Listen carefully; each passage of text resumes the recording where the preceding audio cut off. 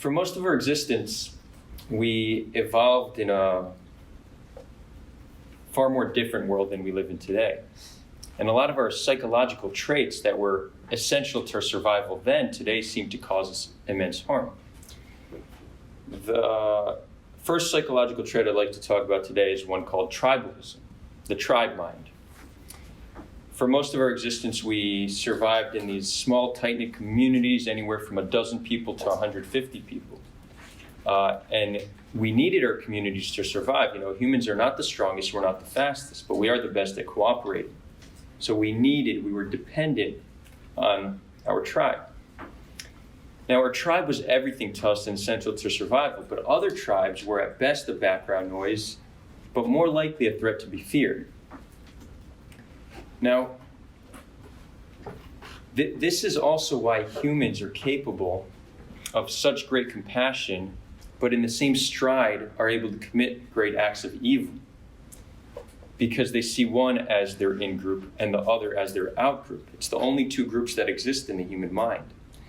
It's why someone like Hitler had truly cared about the German people. He truly cared about them, yet viewed Jews and other groups as nothing more than vermin that need to be exterminated. The German people were his in-group, and most others were his out-group. So our tribe mind is still very, very strong today. And it's why we see that people are so likely to value the life of those in their group so much more than all other people. We see this in the Israeli-Palestinian conflict, and we see this in conflicts all over the world. We also couldn't speak the same language as other tribes. It was very hard to communicate. So when we were in conflict with them, negotiation was often out of the question. Violence was often the next best approach. So unfortunately, our pacifist ancestors did not do well in the evolutionary playing field, and really we are the offspring of the violent ones, which is quite unfortunate, but that's why we're here today. And it's why we see people so quick to endorse violence today. Let's take America, for example, America is considered one of the safer countries in the world. But yet, people on all sides of the political spectrum are endorsing violence against each other. You have Antifa and the alt-right endorsing violence against each other. And then you even have people who identify as moderates who support violent aspects of the U.S. foreign policy because it's either to spread democracy or for the greater good. So people on all sides of the political spectrum are quick to endorse violence. And this has caused nearly all major conflict between humans to be solved by violence and not through rational thinking and negotiation and compassion.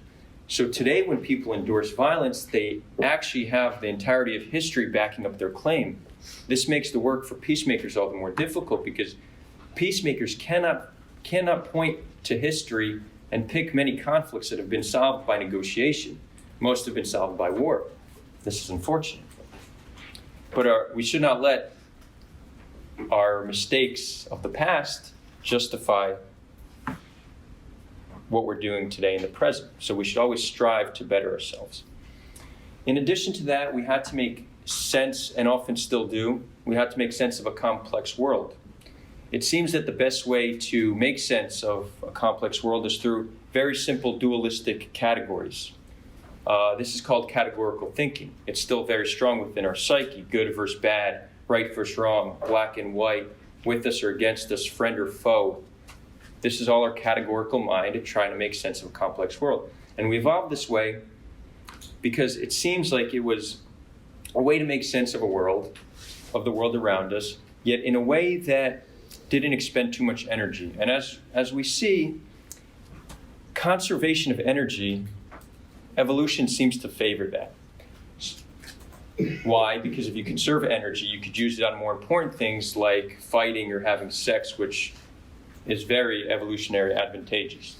You could imagine a prehistoric, nuanced philosopher was thinking all day, he didn't have sex and his genes didn't spread, so we are the offspring of people who simplify the world into black and white categories. It's why most people are pro-Israel or pro-Palestine. Very few people are pro-both. And it's why the political spectrum is separated into right versus left when there's near infinite different political philosophies. It's these traits that cause us to identify with things with such fervor that we're willing to fight, kill, and even die over our beliefs. And often these beliefs that we're willing to kill or die for are things invented in the human mind, things like religion, nationality, and even our favorite sports teams or political ideology. Now, it's not only that we believe our beliefs, we become them. We believe them so strongly we become our beliefs. Instead of somebody saying, I believe that a capitalist economic system is the best for the country I live in, they'll say, I am a capitalist. They become their belief. Instead of someone saying, I believe in Christianity, they say, I am a Christian. So the fact that we become our beliefs make for exchanging ideas all the more difficult. Because in order to change someone's mind, you often need to kill a part of their identity. But I think that we should strive to kill the aspects of our identities that cause us to further divide each other.